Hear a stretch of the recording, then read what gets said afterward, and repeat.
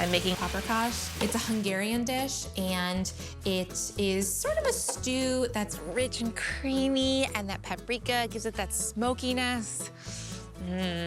I start with half a stick of butter and then add loads of onions and carrots. And then I dump in some garlic and 3 whole tablespoons of sweet paprika, a little cayenne for heat, and then some tomato paste. And then I start building my roux. So I'll get some flour in there to help my sauce thicken. It's gonna be a little boozy as I pour in some wine. So it adds that little bit of acidity.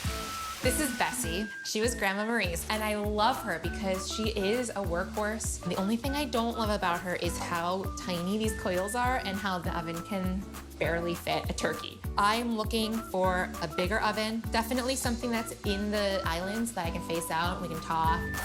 I see that you like to cut on butcher block. I love butcher blocks. I love the feel of them. I would love to find a way to divide the kitchen between a couple of different countertops. I think keeping the island itself all on butcher block. Okay. And then maybe what you do is just like introduce a quartz, maybe along the sink area. Yes. It's really gonna evolve around how you work and what appliances that you're gonna use. Right. I was thinking that an oven could be a nice place for a pop of color.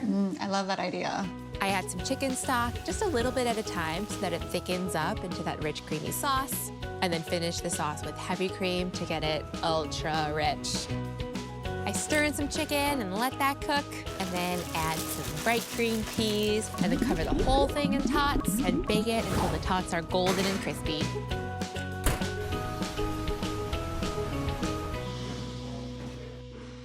Oh, it looks awesome. I definitely just worked up a huge appetite. I'm starving. So did I.